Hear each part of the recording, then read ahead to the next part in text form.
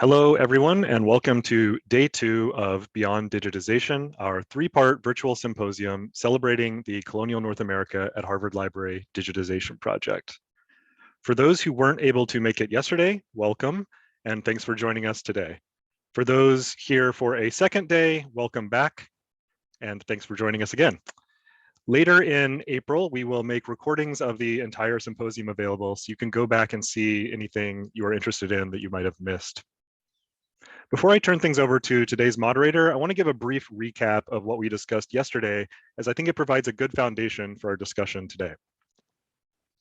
We kicked off this series with a welcome from Martha Whitehead, Vice President for the Harvard Library and University Librarian, who offered her congratulations and thanks to all of the people who have contributed to conceptualizing, building, and maintaining the Colonial North America at Harvard Library project over the past 10 years. Martha also introduced a new name for the project, Worlds of Change, and provided some insights into how that title offers a way of thinking about early America and its peoples, but also the realities of library and archival work, especially in the digital realm. Karin Wulf, our keynote speaker, introduced us to vast early America and showed us how digitization and expanded access to archival material acts as an amplifier for that vastness. We have more material available to us than ever before, and unprecedented access to it in digital form, which is allowing scholars of early America to reconsider, rethink, and revise their interpretations of the past. Finally, we had a panel of 4 leaders from Harvard Library who had about 15 minutes to summarize 10 years of work.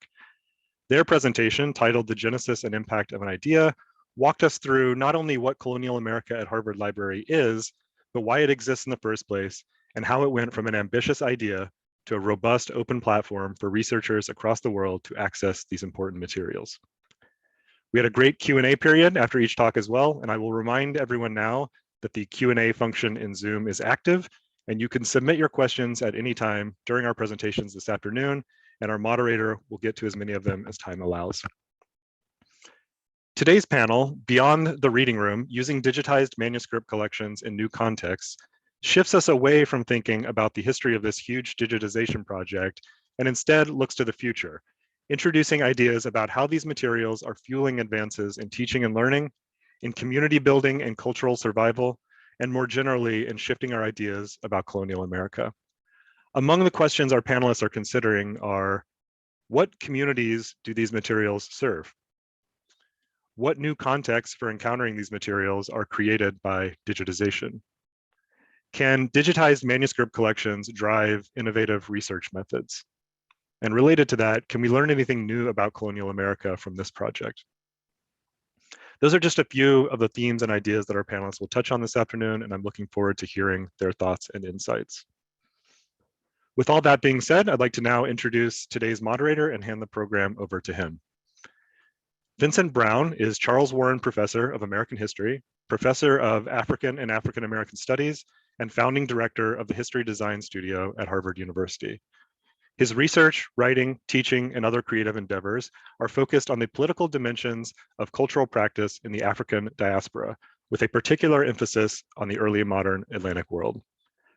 Vince is the author of numerous articles and reviews in scholarly journals. He is principal investigator and curator for the animated thematic map Slave Revolt in Jamaica, 1760 to 1761, a cartographic narrative. And he was producer and director of research for the award-winning television documentary Herskovits at the Heart of Blackness, broadcast nationally on season 11 of the PBS series Independent Lens. Vince's first book, The Reaper's Garden, Death and Power in the World of Atlantic Slavery, was co-winner of the 2009 Merle Curdy Award and received the 2009 James A. Raleigh Prize and 2008-2009 Louis Gottschalk Prize. Vince's most recent book is Tacky's Revolt, the story of an Atlantic slave war, which you can see in the background there, which was published last year and was awarded the 2020 Sons and Daughters of United States Middle Passage Phyllis Wheatley Book Award for Nonfiction Research, and was a co-winner of the 2021 Anisfield Wolfe Award for Nonfiction and a finalist for the 2020 Kundal History Prize. I want to thank Vince for agreeing to moderate today's panel, and I will turn things over to him now to get us started. Well, thank you very much, Ross. I appreciate that extremely generous introduction. And thank you all for joining us. I think this is a very important symposium, considering important issues about how we do our research and our teaching and how we learn about the field of early America, colonial North America, and beyond. And I think it's an important time to consider this, especially now as so many of us have had our access to libraries limited, to say the least. That experience of browsing and sharing, which has been transforming for some time because the digitization of collections, I think, is transformed that much faster now.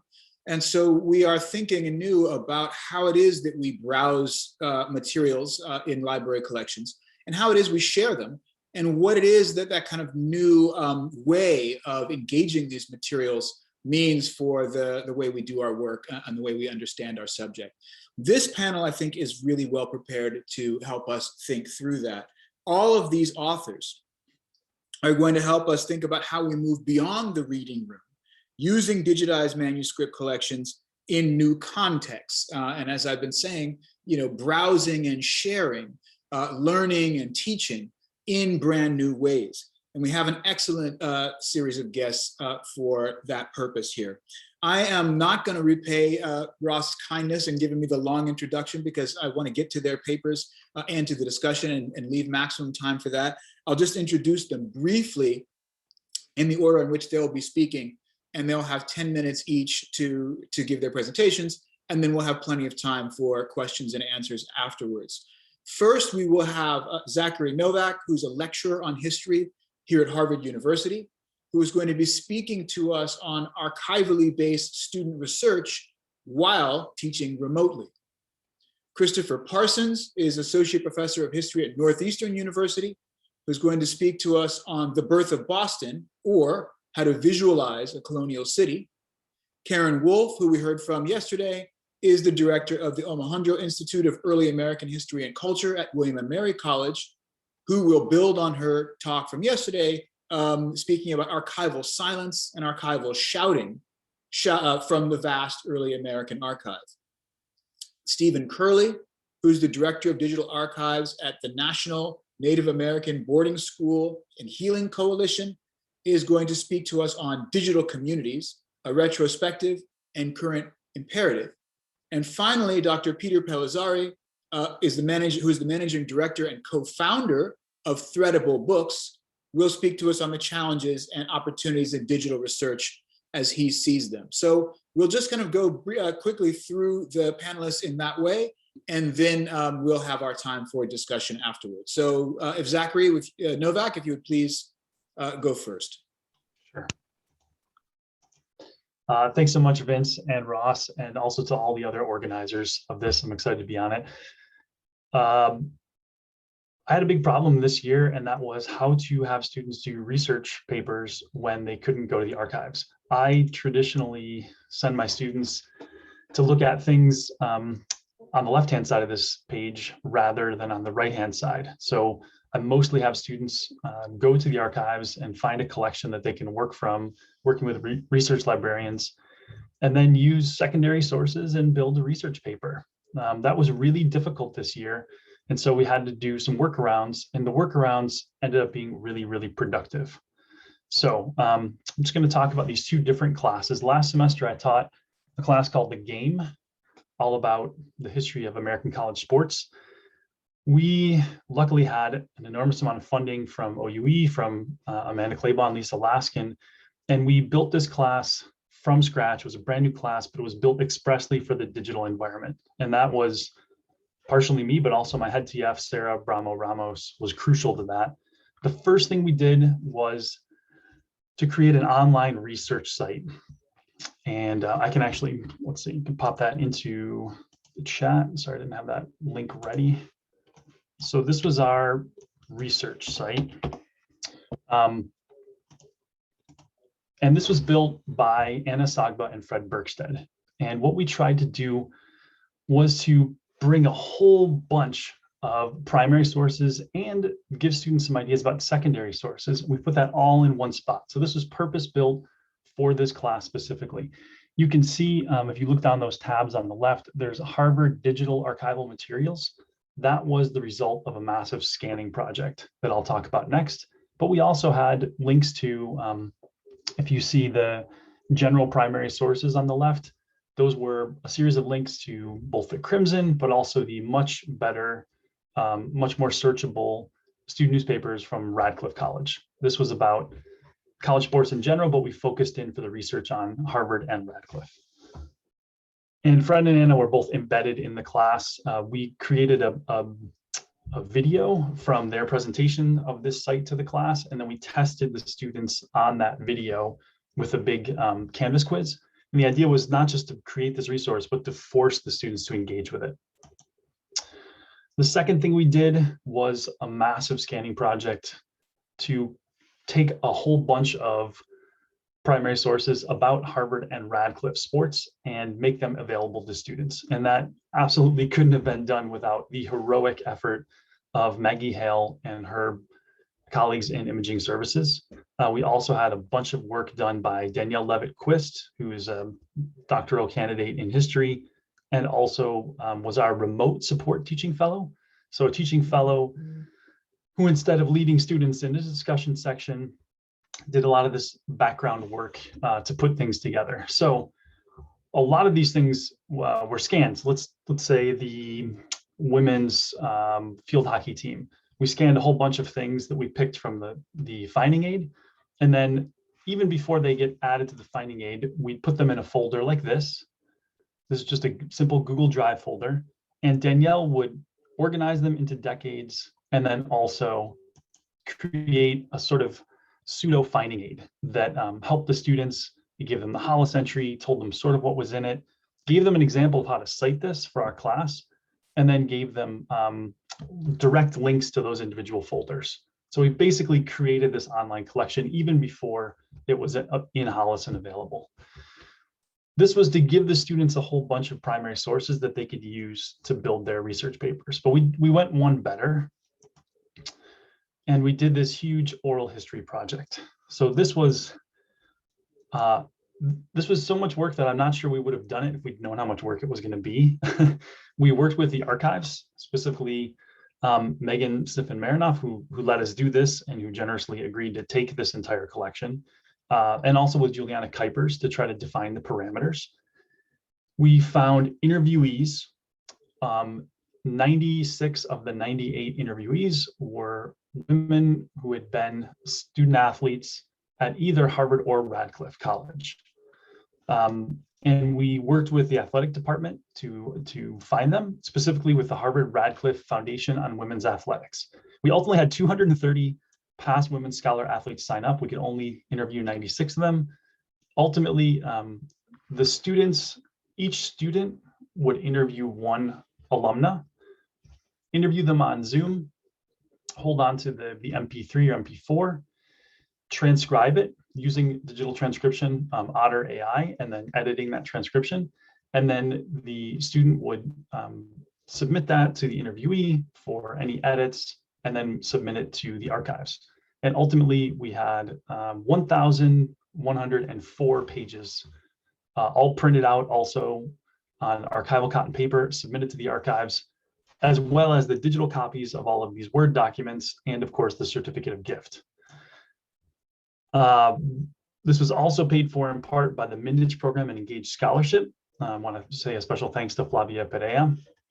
And Mindich paid for part of one of our TFs to do additional coordination and some thought work on how to teach students how to do oral histories. That was Ethan Goodnight. And in these interviews, obviously we asked a lot of questions about sports, but we also had the students ask some general questions about everyday life. And so we got a lot of really good everyday life stuff about Harvard and Radcliffe from the 1950s until today.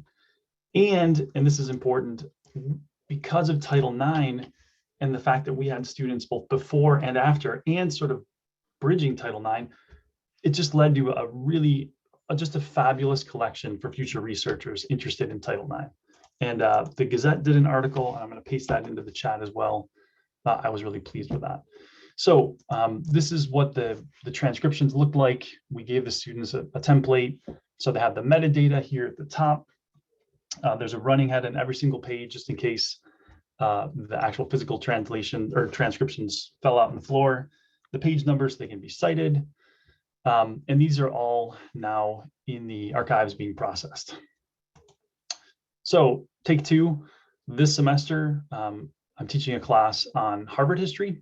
It's actually a historical methods class disguised as a Harvard history class. The students about week 5 figure out it's a methods class, but then it's too late to drop it. So sorry, kids.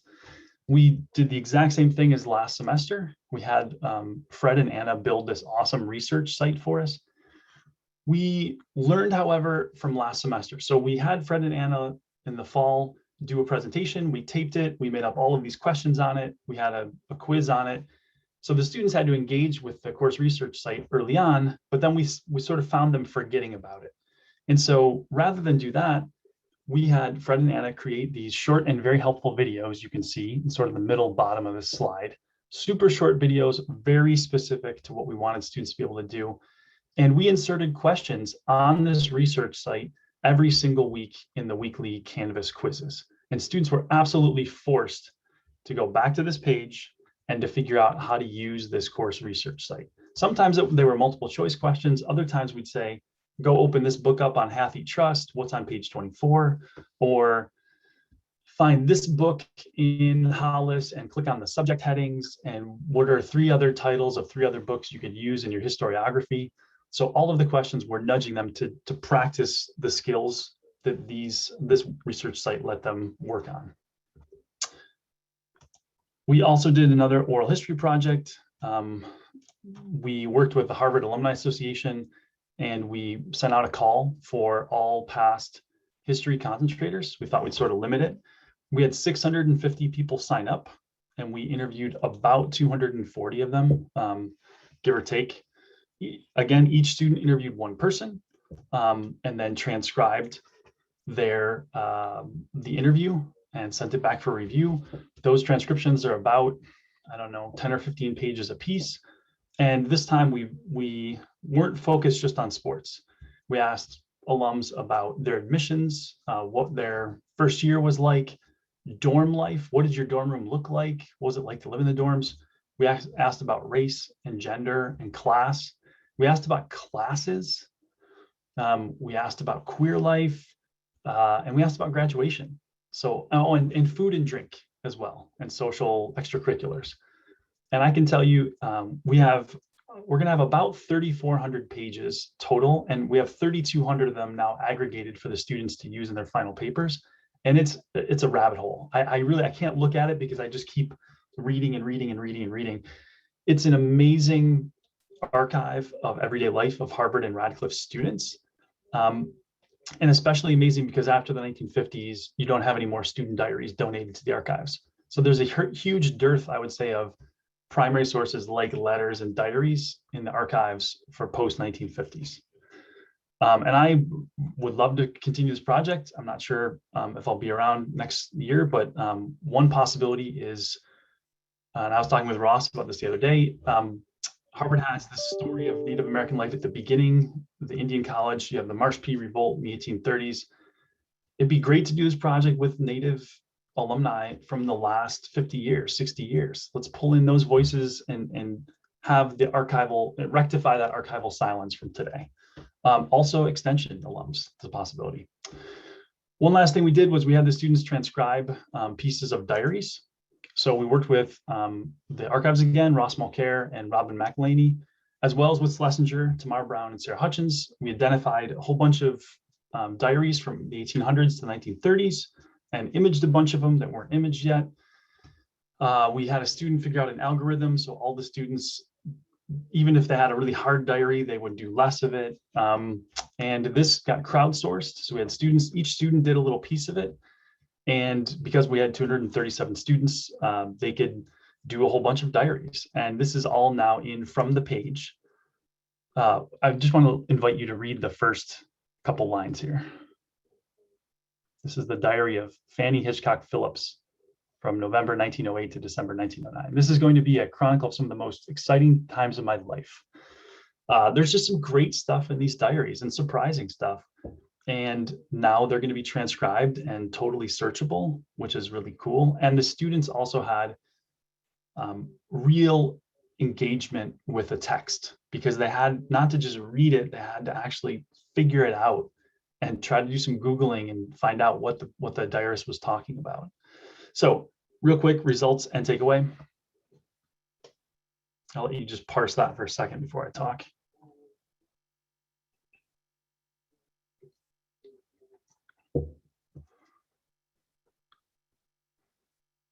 The oral histories and the diary transcriptions are super useful because it generated a ton of primary sources for the students to use that were totally searchable. So if they're writing on dining at Harvard, they could just Control F. It was also great for the students to learn how to use primary sources. The alums that were involved absolutely loved the oral history part. It's an enormous gift from the students to the institution, because now there's a whole bunch of Harvard and Radcliffe history that is written down and available, and it's available to all these researchers in a great way for the future, no matter whether people can come to Cambridge or not.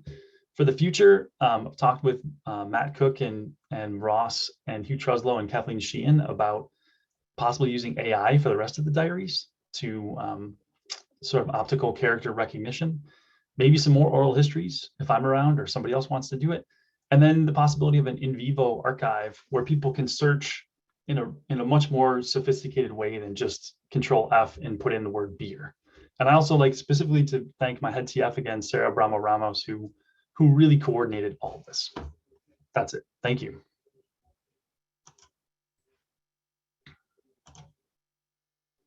And so we will now hear from Dr. Christopher Parsons from Northeastern University. Thank you, Zach. Hey, everyone. I just first want to thank the organizers of this event for the invitation to come and talk about this. I'm going to be speaking to you today about a project that, for lack of a better name, a few of us called The Birth of Boston. I am reasonably new still to thinking about digitization or the digital humanities. And so this was kind of an effort to experiment with what possibilities there were in the context of my teaching in Boston. So there we go. So The Birth of Boston, in its quick overview, is an interactive GIS that lets you access residents of Boston in 1648 through an interactive map of suspected, that we'll get into more into that in a second, lots in the city at the time.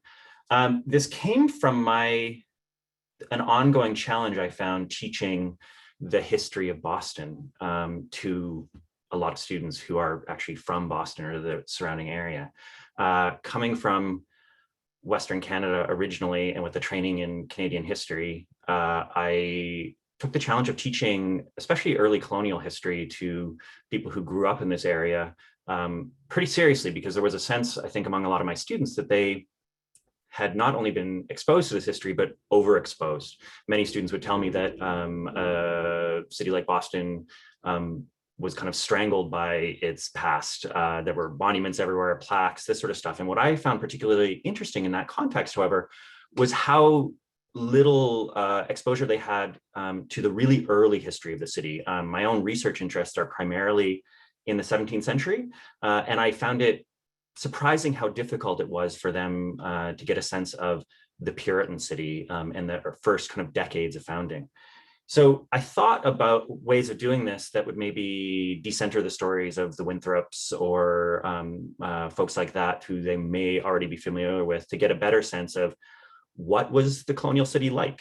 And I did that through conversations with other folks, both at Northeastern and at the Massachusetts Historical Society. Actually, two of them are here today. I'd like to continue to thank Nancy Haywood at the Massachusetts Historical Society and Molly Nebbiolo, who is in the history department at Northeastern. So I had originally actually tried to send students out to look for plaques such as this. I think still in the city, this is one of the best ways of seeing in a really place-specific sense where things happened and what happened in 17th century Boston. So these are three that I actually sent my students to try and find. So this is the Great Spring. The founders of Boston moved from Charlestown because there was a better water supply on the Shawmut Peninsula.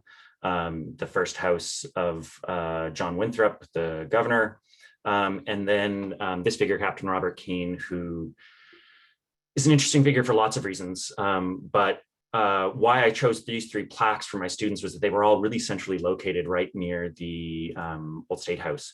But what I found actually quite hilariously when I sent students out to find these, their task was to send selfies back with these pictures or at these sites. And I was amazed when I started getting pictures from students and I had no idea where they were. I am sure that people who knew the colonial history of Boston better than me would laugh when I said I sent them out to find the first church. And of course, that made sense that they were finding first churches in Charlestown, Cambridge, Dorchester, not just 2 subway rides away. So I was looking for ways of kind of bringing this early history a bit more to life for those students.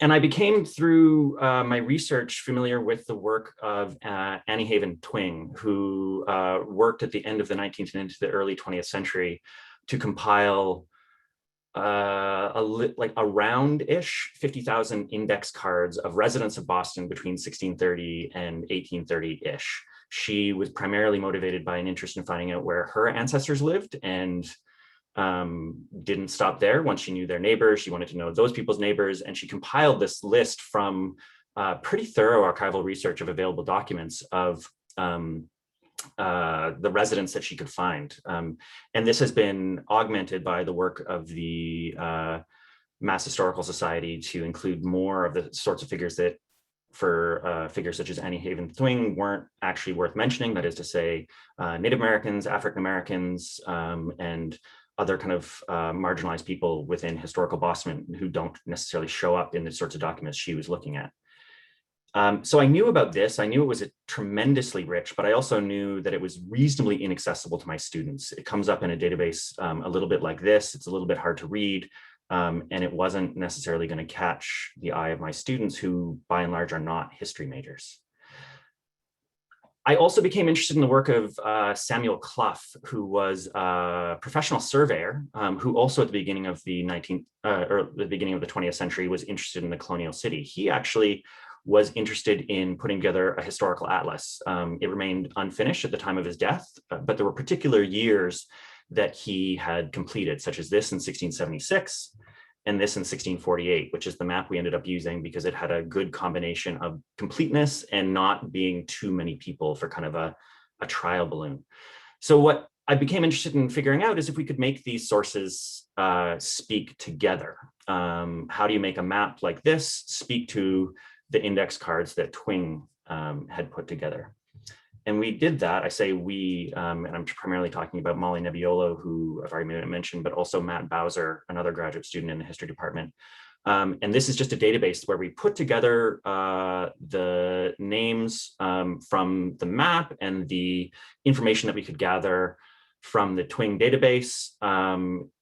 We had to filter this out, standardize a little bit, but you can see the plot and the reference codes are what allowed us to make these speak to each other.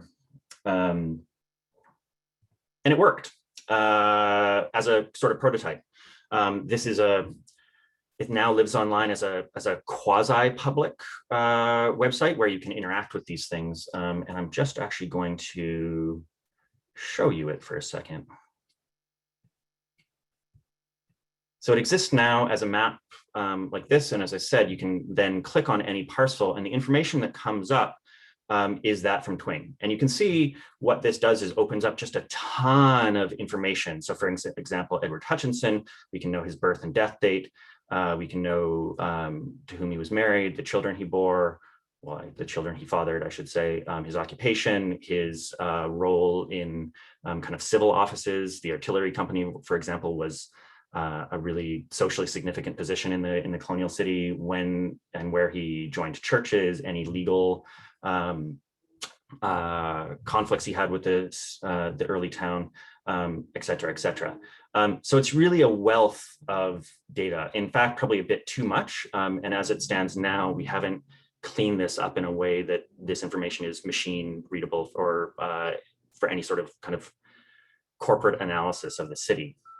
So it worked as a kind of trial balloon of like, yes, we could do this, but it left me with a lot of questions about what a digital project like this should be and what it's teaching when students use it.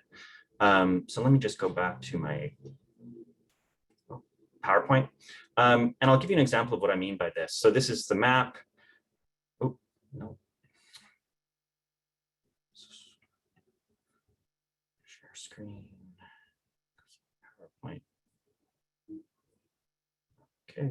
Oh, so this is an example of the sort of problem I'm facing with this now, in that one of the things I've really realized, especially as students use this, is a map such as this doesn't just, it contains many of the problems the original projects of Twing and Clough created, and in many cases makes the black boxes some of those problems. So I'll show you what I mean by this. So this is a plaque to Captain Robert Keane. This is right across the street from the old State House. He was actually brought before the local town for overcharging for nails in the 1630s. Greed was a no-no, and so he actually had to give up land, and that became the original site of the State House. So it's right near the State House, and he's if you were to kind of look at the site of the Boston Massacre and turn 180, you'd see this. And you can see the sort of information that plaques from the early 20th century and projects from the early 20th century thought were worth mentioning. So he was important for education. He was a founder of the townhouse. He was founder and first commander of the oldest military organization in America. And when we look at Keane in The Birth of Boston, this is the sort of information that comes up. So this is him right here. And we can see here, Captain Robert Keane, we have his spouse, we have his children, we have his occupation, this sort of stuff. But what's I personally think is most significant about a figure such as Keane is this at the end, this event. In 1654, his African servant Angola married Elizabeth, African servant of Edward Hutchinson. This is a direct quote from Twing. And so this, according to Twing, is the kind of the least important. How we can get what we should know about Boston history at this moment is what church he belonged to, what civil organizations he belonged to, these sorts of things. And so the challenge that I'm now facing as I come to terms with this is, how do we turn a source such as this? I actually just saw a talk by a historian, some of you know, Jessica Marie Johnson last week, who talked about turning our sources inside out. And so now as I figure out what to do this, to maybe take this from semi-public to really public, I want to figure, how do we turn a source like this inside out? How can we explore histories of colonialism, of race relations in the city without reifying them or making them seem even more natural in a clickable map? How do we present the wives, the children, the enslaved and free African and African-American people of the city in a way that doesn't celebrate colonialism? The same, I think, is true for native claims to land. And so that's where we are now, and I'll leave that. So I'm grateful for the opportunity to talk this through with you all. Thank you so much. Thank you, Chris. We are now moving to Professor Karin Wulf. Thank you all so much. Let me see if I can share my screen as effectively as Professor Parsons did. It's a very smooth transition, not always possible. Okay, excellent. Looks like I've got that there.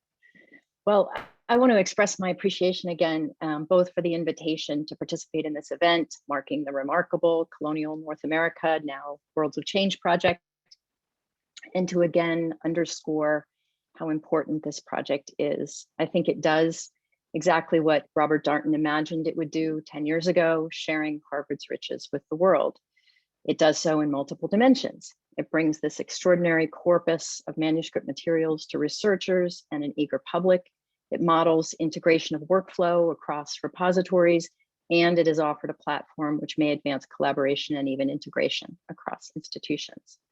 At yesterday's session, I had the opportunity to lay out very briefly some of the ways of thinking about how digitization helps us uncover an expansive early American past, a vast early America, a full continent, including the Caribbean and its contexts well beyond, an early America in which we understand the 18th century histories of New Mexico and California and the Arkansas River Valley to be as much a part of our mutual collective history as Cambridge or Boston in Massachusetts and Williamsburg in Virginia.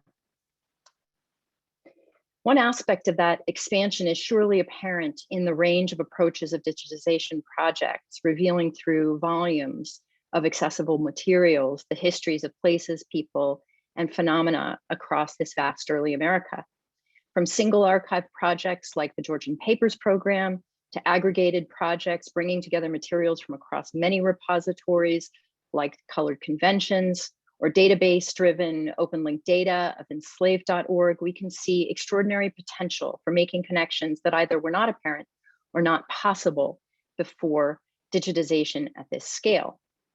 Research in these materials will take many forms, I'm sure, from the most traditional and most likely use of digitized manuscripts to be read by researchers outside rather than sitting in a beautiful reading room. And I have to say that though I confess, I miss many things in pandemic. There isn't a lot that I miss more than sitting in one of those reading rooms. I'm slightly allergic actually to archive dust and must, but oh, I miss that smell of old paper. And though I've read manuscripts in many very, very beautiful reading rooms, I haven't always read manuscripts in those places. I've sat at rickety metal tables in a room with peeling paint and mold on the floor and the walls. Yet the nostalgia that I have for the lovely places of beautiful libraries, of reading manuscripts as an experience of privilege and great pleasure, is disrupted by digital access. I am acquiring so much more self-consciously when I am downloading than when I am the grateful recipient of a box from a cart that's wheeled out from the place where the treasures of the past are kept behind a mysterious swinging door. In my digital acquisition, I am even more distanced from the multiple and collaborative acts by which we have collectively, collectors, acquisition teams, curators, archivists, conservators, catalogers, digital teams, imaging teams, researchers, publishers, platform aggregators, and more, created the early American past. And though I want to remain a critical observer of the privilege that has attended this whole creation, it becomes a little invisible as I click and download. So while I'm a super enthusiast for digitization and all that it makes possible, and a grateful participant in projects like the Georgian Papers, the worlds that are made possible for us to see through many eager eyes, I'm trying to think too about how it can facilitate rather than disrupt the history of history, the history of how early America came to be defined, even as we work so hard to redefine it. So today I want to briefly revisit two aspects of a theme I addressed that are always relevant, that I think take on particular urgency in a digital context. What Michelle Rolfe-Trouillot described as archival absence and presence, what scholars have elaborated as the methodology and perspective on archival silences, and what I call archival shouting, and how we contend with what digital amplification of each can reveal about that capacious, very necessary early American past. Many of us are familiar with the concept of archival silences, the idea that archival collections are mute about the ordinary experiences of most people. The structures of contemporary power keep these experiences, these people, silenced, and our historical narratives reflect those silences, in Trouillot's words, those absences. The archival record is largely silent about multiple categories. It's largely silent about the things of ordinary and typical life experience. The midwife who appears in this 1727 paternity declaration is one of only 2 items that turn up in a search of paternity in the CNA, though we know how regular those suits were. Bastardy and fornication don't turn up in any search, and midwives, the most regular of female occupations and experience in early New England, are only available in 2 searches. Midwives birthed babies, but they also served as key witnesses to birth. And in the case of unmarried parents, as in this case, they came to court regularly to offer testimony about what mothers declared about paternity in their time of travail. We can assume that this midwife, Mary Crossman, was a white woman. Almost certainly it would have been noted if she were not. And if white women were a very regular and anticipated role in early New England are so scarce, Black women and men are more so.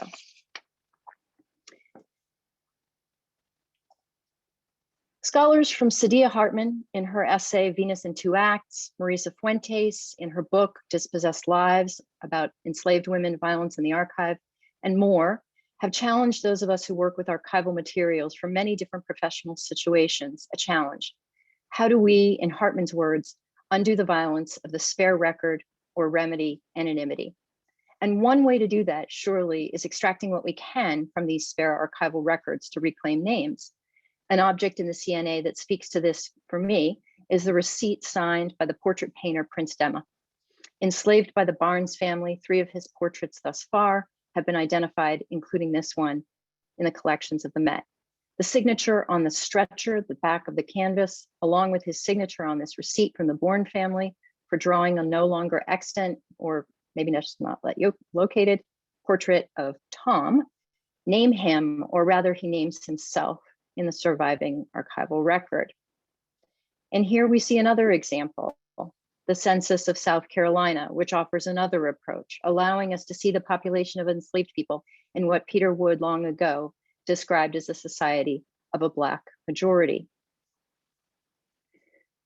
There is another side of archival silence, though, and the methodological sophistication of scholars like Hartman and Fuentes and scholars of Native American and Indigenous studies, showing us not only that we are left reading the remnants of archival material for the Black and Indigenous people who dominated early America, in other words, for that real majority for whom we have so much silence, marginal information, slivers from the archives. And among those are materials that were created, like this accounting of enslaved women in the columns of an account book in the specific context of violence. And that other side of silence is attending to what has been so loudly proclaimed from the hushed beauty of the reading room. The archives of early America have been shouting at us for centuries, and we need to be clear about what they are claiming. So I actually own a really terrible copy of an 1818 third edition of William Wirt's biography of Patrick Henry. And one reason I really wanted this terrible copy is because I'm interested in how the late 18th century was shouting at us about what archives were, about how they would deliver their history to the future. And Wirt's insistence that he was using the best, the correct, the most accurate sources, the archives, is fascinating. He's making a statement to us about what produces history. The archives of early America have been shouting at us. They have been telling us that British America is the most important, that the public deeds of the powerful are more important than the regular deeds of the ordinary. They have been telling us that some people are named and many are not, that Indigenous people come into history only in contact with Europeans in treaties, for example, or trade. They tell us that the governor's account of people is important, that we recover people through the accounts of others, that we can reach the lives of ordinary people, and especially Black and Indigenous people and women, through the financial accounting in which they played a small part. So my question here is, how have these shouty archives been constructed? We need that history of our history too. A great gift of the Harvard Project is to let us pay attention at scale to just how this has been accomplished. Harvard collections have been acquired over 4 centuries among these 15 repositories, with all that is attendant. 4 centuries of collecting priorities and collecting ethics, including gifts from alumni, a focus on Harvard itself, the Boston area, Massachusetts, and New England. We can see in real time how changes develop in collecting and cataloging. That is, the intellectual infrastructure is changing. And we know that, and we can see that, but I'd like to see it more clearly. That is, I'd like a longer history of that history of our intellectual infrastructure. A significant plantation record from Antigua, for example, on one of my previous slides, was acquired in 2017 by Houghton with a collections endowment. And I can see that via the Mark record. That information isn't always available, and I'd love to know more about the history of practices on acquisition and provenance. In Anne-Laura Stoller's 2009 book, Along the Archival Grain, Epistemic Anxieties and Colonial Common Sense, she takes up some of these issues as they pertain to the archival collections of the 19th century Dutch East Indies, called for treating our encounters, she said. That is, she called for treating our encounters with archives less as an extractive process, less click and download, than an ethnographic one. I note all of this to say that as we create new digital archives, the same questions we've had about archives all along remain and may in fact be amplified, just as the access itself is amplified, what I think Chris Parsons was just talking about as a black box. What is silenced, what is shouted, how that dynamic has shaped how we've understood early America and how we are struggling still to reframe early America. Thank you. Thank you very much, Professor Wulf. And now we will hear from Stephen Curley.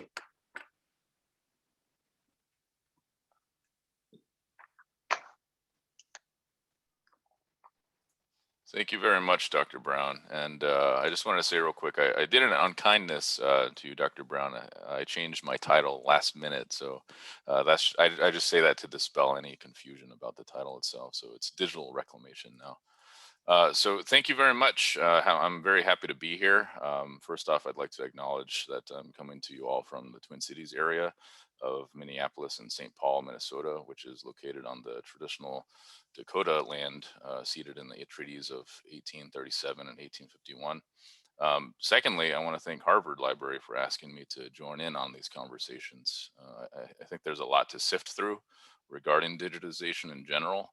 So hopefully I have enough time to say what needs to be said, and I'm not really one to blaze through things, but in thinking about digitization in reading rooms, I wanted to ask a more banal question of what are reading rooms? And my immediate response is that reading rooms are really mechanisms of asserted physical control over physical material containing tangible or intangible intellectual content.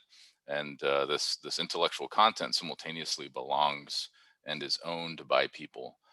When we digitize, control is essentially relinquished, and it can lend itself to a number of sticky situations for our archival systems of control. So they must be receptive, responsive, and reflexive to those things. In my experience, fulfilling those 3 R's can only really truly be completed through collaboration with source communities. So it's a matter of not just creating your relationships as practitioners with source communities, but it's also about fostering real relationships between the collections and those source communities themselves. So I think we all know that there's inherent applications and benefits to digitization, and there's actually other aspects that I don't think get a lot of time in the discourse. So in stating the not so obvious, and we can just skip the obvious stuff, I just kind of wanted to point out a couple things going down the line. Digitization may lead to users mining digital collections. So you want to ask yourself, are source communities associated with the material? And if source communities are mining your collections, let them and assist them. And if you're open and reflexive to a changing curation landscape, it could lead to collaboration. And that's just good form and really only lends itself to good holistic curation and collaborative stewardship sort of being developed and essentially internalized as a practice. Digitization may involve extensive takedown requests per various privacy or sensitivity laws or best practices. So whenever we unearth or illuminate new avenues of research, in this case, when we digitize and publish to a public interface, there is also potential for contention. And if you think critically about what it is that you publish, you mitigate potential for contention. And as practitioners, I think we need to recognize this and build into our own workflows and means of accommodating those kinds of. But when we illuminate, there's also opportunity for growth and augmenting those same workflows and systems. To state the last one there, digitization through an atypical post-custodian project means empowerment and reclamation of the item and the narrative. So I think it's worth it to describe a little bit about my involvement with the Colonial North America project. And I became involved in 2016 when I was the Mashfield Wampanoag tribal archivist. And just real quick, for those who don't know, the tribe is located in the town of Mashpee. It's about 90 miles south from the Cambridge, greater Boston area. And this tribe was federally recognized as late as 2007. And it was only after a long 30-year period of exponential land disenfranchisement and lawsuits that this community fought and finally won recognition status.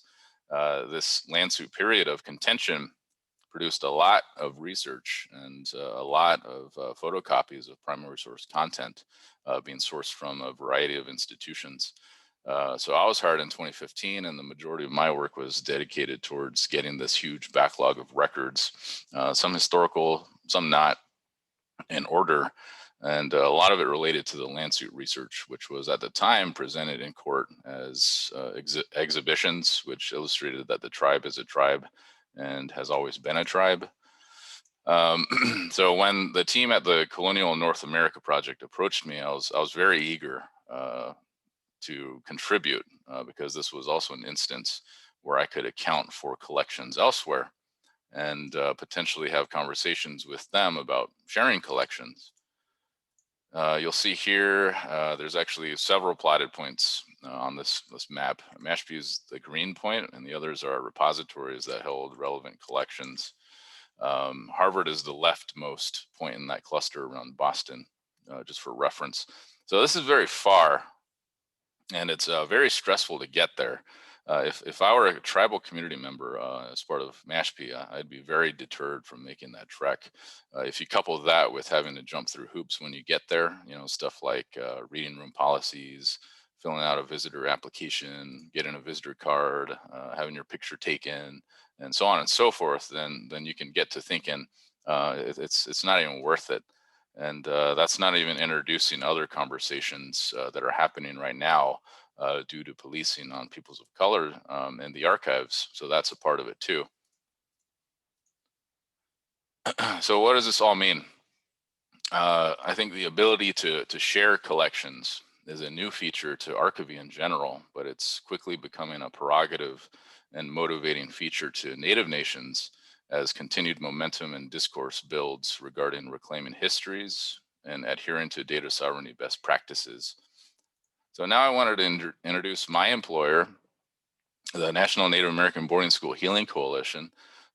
My role as Director of Digital Archives is to ensure that our policies and workflows incorporate these procedures and practices of, you know, community collaboration, data sovereignty strategies, and allowing for takedown, allowing for all those things being put in place as we move forward with digitizing hundreds of thousands of boarding school records and manuscripts.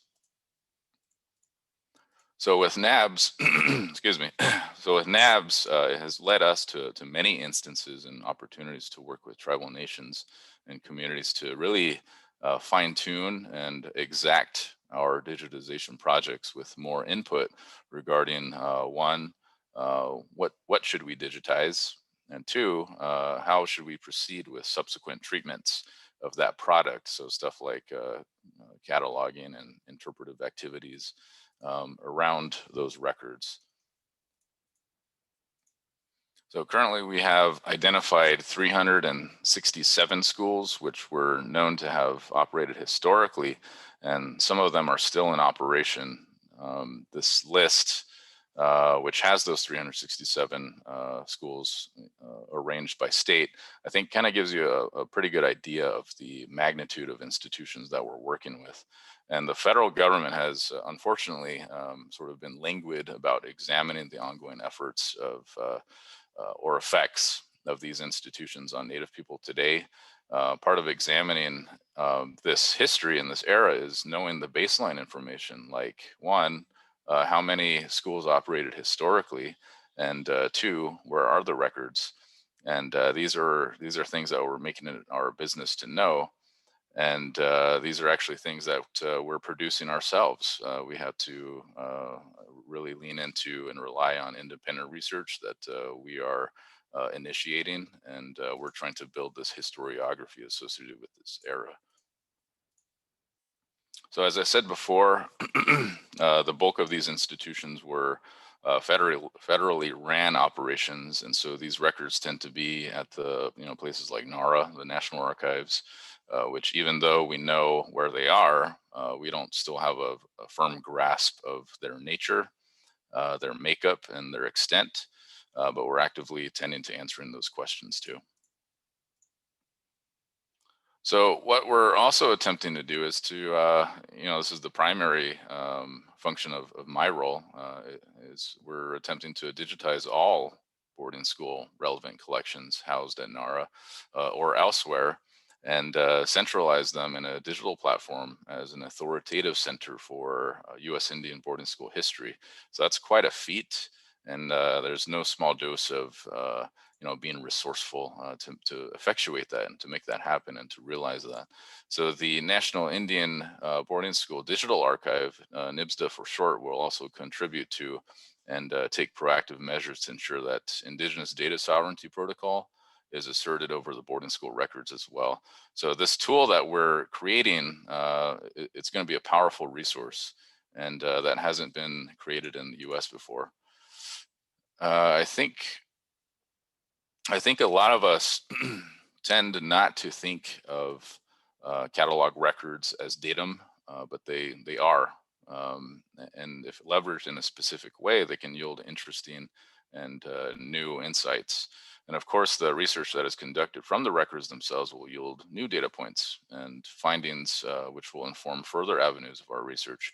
So we're mindful of this, and we want to navigate this, these digitization and data aggregation efforts as best as we can, because for us, the two are inherently linked. We know that we're creating data as we catalog and as we move forward. So I can't tell you how many times, I've kind of run hypothetical scenarios through my head having to do with contestations of not just takedown, but of copyright, ownership, contributed metadata, et cetera. And of course, we can't be all knowing, and we won't ever account for all of these hypotheticals, which is why we really want to allow for a reflexive system of curation and to do our due diligence around creating buy-in and informing our partners, which include source communities, of the trajectory that we're wanting to take. So when communities have a voice in determining what boarding school records are published and made available online, this work empowers those communities to reclaim ownership of that historic narrative. And this is just a slide about data sovereignty. I won't read this off. And since we're creating a new powerful resource, we want to make sure that we're doing so responsibly, and we're allowing for certain mechanisms of accountability and the ability to take down specifically. In addition to setting up viable systems of curation, another large part of my work involves asking various derivatives of the question, how do we apply sensitive protocols to sensitive material? And how do we present this traumatic history without further traumatizing? So these questions, of course, relate to responsible stewardship and responsible access. And if you have questions about the NABs, please check out the website. Thank you.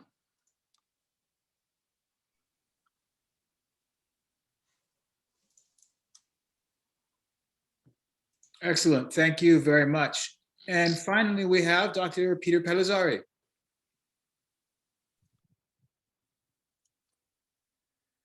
Hi, everyone. Thank you to the panel organizers for inviting me. My comments today will focus on what new contexts and opportunities I think digitization creates. And this will mainly be from my perspective as a recent history PhD, where digitized archival material like the stuff found in CNA was foundational to my dissertation research and teaching.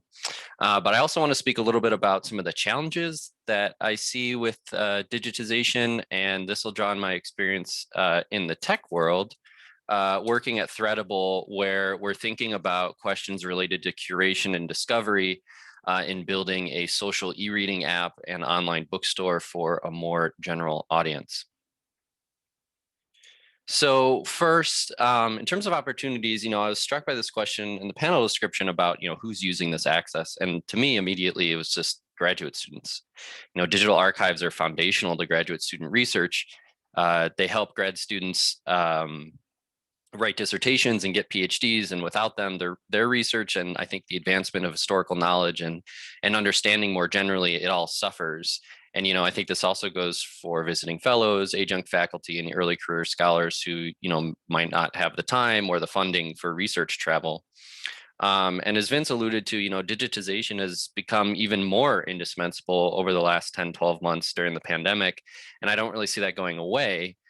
So instead of a sort of 2-week archival research trip to London or DC or wherever, that becomes 2 weeks of systematic keyword searching, collecting and reading in online repositories. And this is much less expensive. And, depending on the research question and the project, it could potentially be much quicker as well. So access for sure, I think, is the biggest advantage of digitization.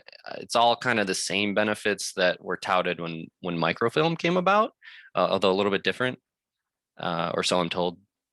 Since that shift happened like 2 decades before I was born. But there are obviously all sorts of inequalities regarding access that are baked into this. First of all, not all institutions have the same levels of funding or labor required to create these digital archives. And I think even more fundamentally, not everyone even has the same access to stable internet. When we say that these collections are online for everyone all over the world, we're kind of assuming that everyone has an internet connection, which, as the pandemic has made very clear, is not always the case. And just for, to put some numbers around the so-called digital divide, because I think it's so important, about a quarter of the US population doesn't have access to broadband. 40% of K-12 schools lack broadband access, and the access drops as you move out of cities into rural areas and onto tribal lands as well. And globally, about half of the world remains offline. So, and these inequalities widen along gender, income, and racial lines as well. And so I just think this is really important to keep in mind when we're talking about digitization. Just because something is online doesn't mean it's accessible to everyone. I think it's also important to keep in mind that digital research and in-person research are two very different things. And this theme has come up across some of the talks already, but a digital version or a copy of a physical object, it does offer new contexts for research in, new ways of manipulation and in searching and zooming in and out and things like that. But I really don't think it can ever replace the experience of seeing and handling something in person. So in the undergraduate research seminar that I taught a couple years ago, I had students look at an object from the CNA database on their laptops before class. And then the staff at the archives, Ross actually, pulled these objects and we looked at them in person in class. And then I asked my students to reflect on the differences in these two experiences. And so I was struck by one student in particular. So she looked at a diary online and was just reading some of the entries and found some of them pretty helpful for her paper on women during the Revolutionary era. But after seeing the object in person, she was like really surprised at how small it was physically, which prompted her to think about its utility as a sort of very private vessel for portably preserving someone's thoughts, carrying it with them wherever they went and scribbling in it in sort of discrete areas and things like that. And so, in other words, it's the diary's materiality and the sort of imagined use cases when you're thinking about this historically, they weren't immediately apparent when you're viewing this online. And so I bring this example up because I think it's important to keep in mind that there's always some level of erasure that happens when an object is digitized. So while digitization has made research more convenient and innovative, there are a lot of new challenges I think it creates, not just in terms of access.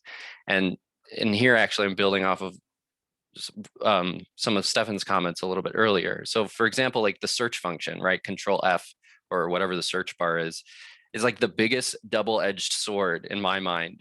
While it's presumably, it lets you pinpoint the sort of most relevant portions of a document, we have to keep in mind that it actively influences our understanding of the historical record and therefore our interpretation of the historical record. So for my dissertation, I searched like 20 years of Boston newspapers. There's like thousands upon thousands of issues, and just looking for mentions of Jamaica and enslaved people. And I felt like I was constantly in battle with the database itself. So, I'd find that my results were different if I ordered my keywords differently, or it would randomly crash, or the OCR wouldn't detect correctly. And so, I think all to say that like having material online is really just a beginning, and it's not really an end when it comes to research. There are so many little hidden research skills and techniques you need when you get into the sort of nitty gritty and really try to grind a database for research. And that can become pretty idiosyncratic. Those techniques vary across different digital databases because they're not all built using the same code bases or technology or infrastructure, and they're not all designed according to the same principles either. So, and also over time, different formats decay as funding runs out and as new platforms and technologies emerge, and you have compatibility issues. And so this raises questions about ownership and longevity. So it's all very complicated, I think, what's going on behind the scenes. In working with Threadable, I've come to learn also that most people outside academia just don't really know that any of these databases exist. So like if digital archives like the CNA are primarily here for like academic researchers, then I think, word of mouth is like pretty sufficient. As wonderful as library research guides are, there's inevitably databases that are left out. And I found myself, like over the course of graduate school, I would continually find new databases of archival material that were relevant to my research, whether from library staff or colleagues, or professors like Karin, Wolfe at conferences like this one. I spotted a new database on one of your slides that I wasn't familiar with. So as you can see, this sort of accretion of knowledge happened because I was, I was constantly surrounded by people studying the same period as me and doing similar research work. So there's kind of a inside baseball thing that emerges. But for people not of that world, discoverability is a huge hurdle. Most people don't even know, like, for example, like digital collections on the Library of Congress's website or like Internet Archive, like most people don't know that those exist. So like, in other words, I think the point is you can put all of this time and all of this effort and money into creating this brilliant pot of gold and making sure that it's sortable and it has the right filters and it's intuitively designed, and you can do all of that. But the rainbow to that pot of gold is just as important in drawing people in and making sure that people outside of a narrow audience knows where it is and how to use it. And I think on that point too, there's also a sort of content overflow problem. You can put, I've always been of the opinion, like you can put everything online, but not everyone is a trained researcher. So, not everyone knows what to do when the page loads. You still need experts to curate and tell stories about what's in the collection. You need experts to build sandboxes for people to explore sliced off portions of these huge collections. And you need experts to hold users' hands as they engage with this content. And so that's why I think like curation efforts like the closer look essays on the CNA website are like extremely critically important. And we're thinking a lot about this at Threadable as well. How do you curate information and public domain documents and books in a compelling way that meets a general non-technical audience where they're at in terms of their own historical understanding and knowledge and interest levels, and also like that meets them on the sort of social media platforms that they're already using. So what forms do these outreach efforts take? Yeah, so I think I'll stop there, perhaps raising more questions and answers, but I think maybe that might actually work well as we move into the Q&A. So thanks.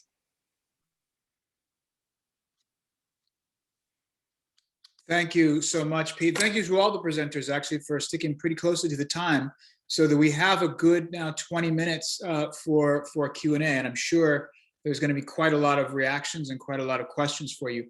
I just want to start by, again, thanking you all for such a rich set of presentations that I think allow us to kind of work toward a central problem that some of the digitization of archives has presented us with, which is that I think we all recognize now, having done this work, that the tools we use to explore the material are part of the archive itself, right? Several of you mentioned that, the question of how these databases are constructed and the metadata, right, that is used to organize them and make them accessible is a fundamental part of the archive. I think one of the things that Dr. Pellizzari was alluding to at the end there too is just as important, which is that the archive also consists of the questions we ask of it in the first place. and that we don't normally think of the question as part of the archive. When it's not accessible, it's not discoverable, as Pete says, until we ask that question and know how to ask the question. When I first got into kind of working with digital materials several years ago, I noticed in some of my training that, you get a lot of, in these courses, you get a lot of some what questions. You get a lot of how questions. How do we do it? And not so many why questions. Why should we do this work in the first place? What is it allowing us to do? What is it affording us that we want, that we need, that we couldn't have done otherwise? And so I guess I would ask kind of any of you, each of you, as we start off, before we take questions from the audience, to talk about what you think is the most significant reason why you engage these materials. And it could be because they're there now. It could be because the limitations that they had previously were too great. But I also want to get a sense as directly as I can of kind of why you think it's so important that we engage these digitized materials in the way we do, and how we're going to train people to ask questions of these materials that will make them as informative, as accessible, as politically significant, as I think about Professor Curley's remarks, as they need to be. Vince, could I just go to one of Stephen's obvious points, but that I think is worth repeating, which is that a key reason to digitize is because these materials will not be accessible to people otherwise. So the Georgian Papers program, the Royal Archives are at the top of the Round Tower inside Windsor Castle. That is not an archive that is accessible in any dimension of that word, but that material through digitization is accessible. Now, does that mean that that's an archive that's going to drive all of our questions about everything? I think it's super interesting archive, and it can say lots of things about the Anglo-imperial world. And it's a very exciting one, but genuinely that material would not be accessible. So I think there's loads and loads of problems with digital projects, which we've talked about here, the ethics, the framing, the transparency, but the basics remain powerful.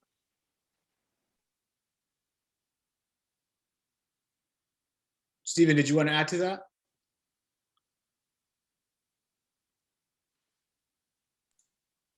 Yeah, actually, one of the things that I think is solicited from those remarks is also that conversely, I think we digitize, or we target and prioritize certain collections that are obscure, that can inform us of obscure histories. So, there's a variety of reasons why we prioritize digitization. One of them being preservation and making certain collections that aren't physically, physically shouldn't be made available just because of their condition and that sort of thing. But there's also reasons in my line of work where the history is obscure. And those pieces of primary source material need to be examined, and digitization is just another vehicle for ensuring that we have time to examine these sometimes niche pieces of history that add to mainstream historiographies, and sometimes complicate our understanding of that history that's been written. So that's another reason why we digitize too. Mm-hmm. If I might just add too, I think actually in many cases the work I've done shows the need for further digitization, because essentially the projects that are easiest to digitize are the ones I did, that already come from the resources of the 19th century Beacon Hill, of these kind of self-congratulatory Brahmin projects, that I pursued this line and kind of digitized these things because they were already in a form that could be, with a minimum of technical expertise and a minimum of resources, put out there. And I'm actually surprised with this website that we put up was kind of, as I said, meant to just kind of be proof of concept, but people found it and started using it, which kind of terrified me because I wasn't qualified in the ways I wanted. But I think what's important, and this goes to a question someone asked in the Q&A, is about finding resources for making the data available, because there are a lot of people who just want to play with available data. visualize it, manipulate it, analyze it, and you need to make those other sorts of data, make sure that the money exists to make those other sorts of work accessible. Otherwise, you'll just end up replicating the privilege of the 19th century that could put these projects together. Yeah, excellent. So let's go to the Q&A. We have a question for Professor Wulf that said, you mentioned a number of resources available, some hard copy, others digitally. As well, you mentioned the inclusion of early American history, that is New Mexico, California, et cetera. So what sources and what records or material have you included in the development of your approach to early American history? And this question comes from John Gahate from the chat. Thanks for that question, John. When we talk about a capacious or a vast early America, that's really building on decades of scholarship. So when I can reference the 18th century histories of New Mexico, the Arkansas River Valley, Baja California, that's because historians have worked with materials and created scholarship around those places. There are also, of course, other communities that are creating histories of those places, tribal communities, tribal knowledge. There is an unbelievable depth of information out there. But I think with the disjuncture that we have been talking about, the richness of developing digital resources, the disjuncture between that capacious early America and a narrative of early America that remains, despite all these decades of work from a diversity of perspectives and people, remains pretty tethered to the East Coast and to a British American kind of British America to American Revolution to United States narrative. That's just absolutely not what the scholarship and the research is showing us. So what resources would I recommend? There are loads. I think is the challenge. I wouldn't be able to say here's one thing or two things because the volume of that material out there is so fantastic. I'll put a few references in the chat though. That's great.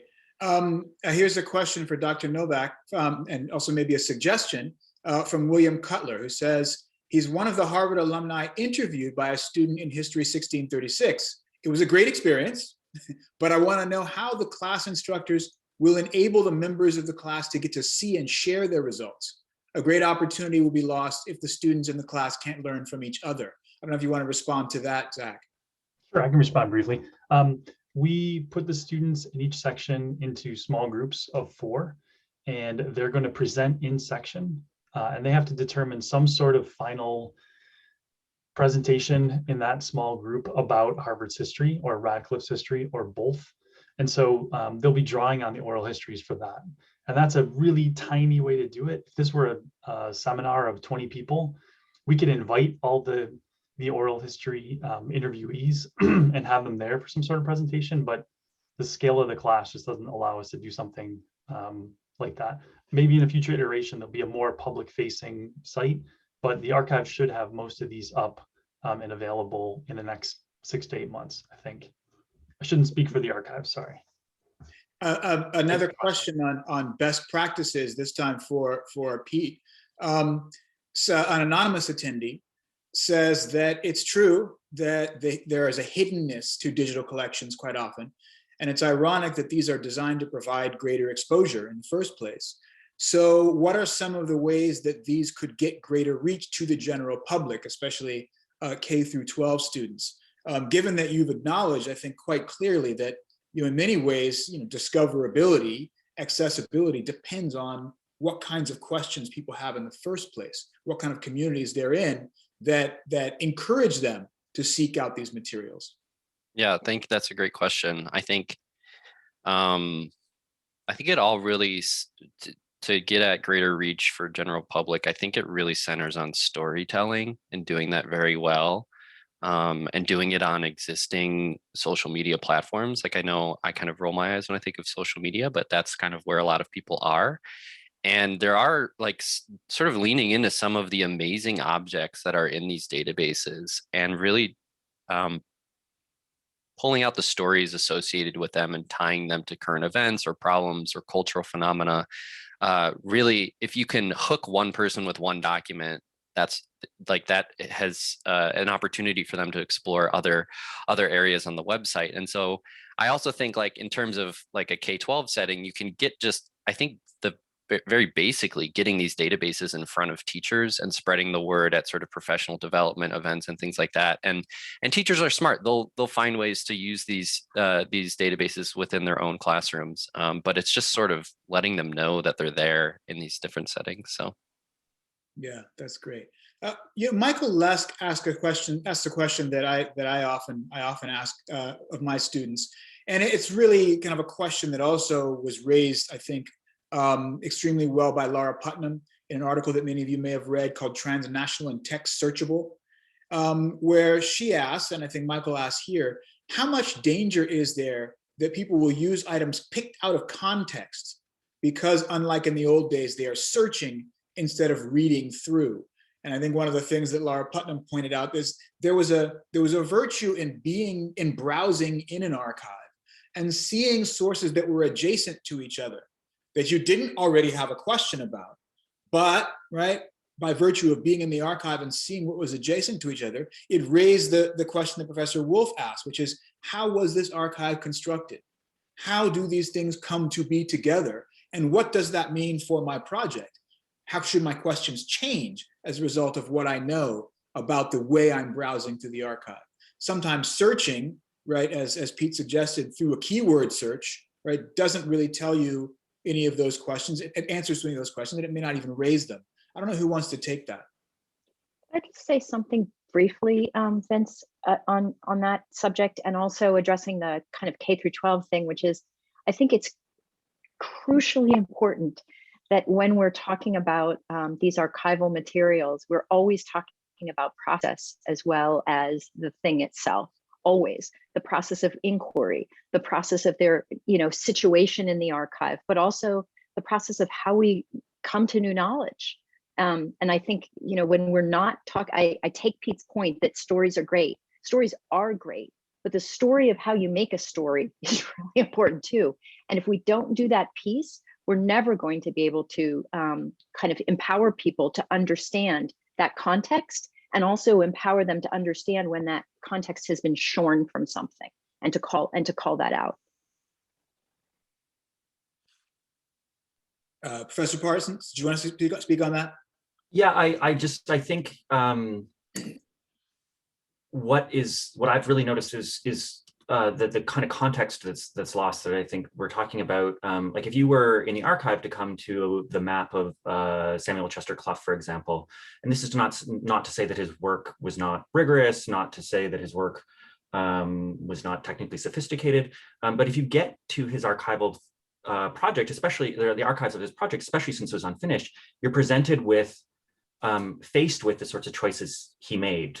There's a real, he's part of the project, and you can understand, we can disagree or agree with the choices he made, but we're aware that these are choices he made rather than kind of the natural state of things. And so I think someone using a Clough map in an archive will understand more explicitly who is there and who is not. And for an actual more accurate representation of Boston, my project isn't a visualization. Right now, this is my problem with it. It isn't a visualization of colonial Boston. It's a visualization of particular projects in the 19th and 20th century.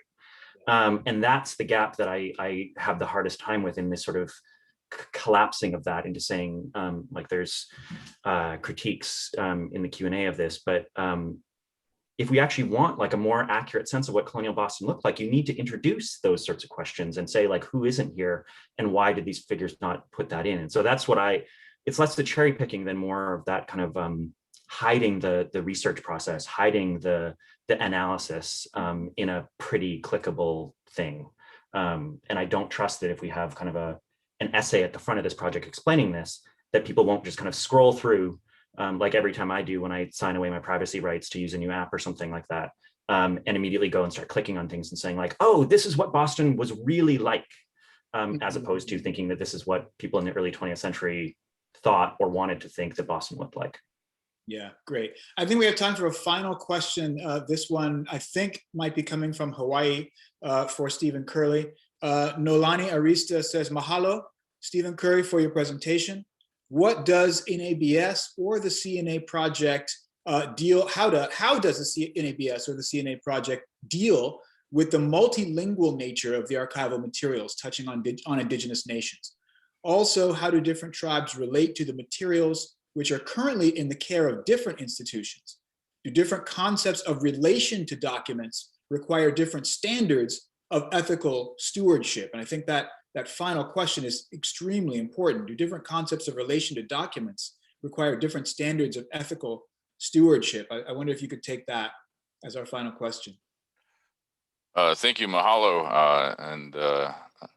Yeah, I think there's a lot of subject matter in that question, and it's very tricky for me to try to answer a macro sort of viewed question succinctly. So I think I'll break that down into the three questions that I think are there. One of the, regarding the multilingual nature of the archival materials, touching on indigenous nations, currently, and I can speak for the NABS sort of part of that question, currently with our collection scope, the material that we're working with is going to be within a date range of 1879 to about 1945. So as you can imagine, most of that material does not really relate to much cultural information, just because a lot of these records were generated and maintained by agencies, by governmental agencies. So they're not going to be including indigenous languages when the sole fact of these institutions being in existence is to eradicate those languages. We're just not going to see that. So my second response to the second question, how do different tribes relate to the materials which are currently in the care of different institutions? And that's a hard question to try to answer also. I think, and I'll just kind of speak to this anecdotally in terms of my observations with the Mashpee Wampanoag tribal nation in Mashpee, Massachusetts. Y'all might know of Jessie Littledoe Baird, who was an MIT scholar. She's also has the MacArthur Fellow sort of award. She's an awardee of that. She did a lot of language reclamation and revitalization work to essentially reconstruct the Mashpee language.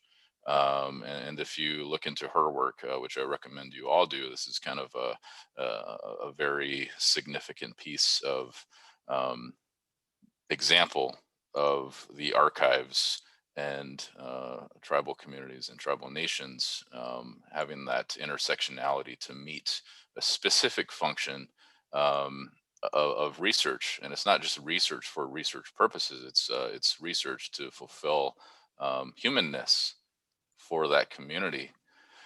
So that's how I would answer that question. The third question there, do different concepts of relation to documents require different standards of ethical stewardship? Yeah, I don't want to be fact of the matter about it, but yes, there's a whole body of literature that's currently being produced, which is a little stark regarding stuff like the protocols for Native American archival material. And I'll just speak a little bit about this, is that there's kind of a paradigm shift within archivy. So within the archival, science and archival world, and as professionals, we're generally speaking, we're kind of behind in terms of having these conversations of ethical stewardship. I think there's a lot more that institutions, specifically those that sort of tout themselves as pinnacles of liberal progressivism, to want to actually adopt and implement those types of things, and to have them be practical, to have it consist of a practical outcome within the practice itself. So yeah, hopefully I answered those questions. Those are good questions. Thank you very much. Thank you for that. I mean, I think that's a fantastic beginning to an answer to what is a fundamental question that we should all be asking ourselves when we approach these collections, whether in the reading room or whether online, which is, what are the ethical considerations, right, about doing this research? Why are we doing it in the first place? So I want to thank you guys for helping us pose that question so fantastically. And for your very considered thoughts on the subject. I'm going to hand it back to Ross Mulcair now, but just going to thank you so much for being in communication with me on these important issues. Thanks, Vince, and thank you to all of our panelists for your presentations and the conversation today. I want to thank the audience as well for a really lively Q&A box, and we weren't able to get to everything, but I expect this conversation that we've started today is going to continue through tomorrow. And on that note, I do want to quickly remind everyone that we have one more day of programming starting tomorrow at 11 a.m. Eastern. And we're going to shift our focus a bit tomorrow to think and discuss in more detail about the role of artificial intelligence and machine learning in historical research. Our panelists tomorrow range from historians to librarians to technologists, and all are interested in not only the many individual stories within these digitized collections, but also what we can see if we step back and with the aid of algorithms, look at the collections as a whole. The technical complexities of these approaches are equaled by their ethical implications, the same ethical implications in some case that Vince just mentioned. So our discussion will involve critiques of this type of computer-aided research as well.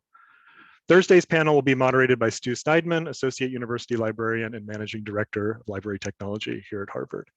We'll close our program tomorrow with a special visit from Jeffrey Page and Diane Paulus. Jeffrey and Diane are the co-directors of the American Repertory Theater's revival of the musical 1776. Revival is probably not the right term to use here. Jeffrey and Diane, the cast and crew, have really re-envisioned the show, creating an experience that more closely aligns with our modern concerns as Americans. Diane and Jeffrey will talk to us briefly about what 1776, the show, is communicating to its audience, and what 1776, the year or the event, continues to communicate to us hundreds of years later. So again, thank you all for coming today. Thank you, Vince, for your moderation. Thank you to all of our panelists, and we will see you tomorrow at 11 a.m. Eastern.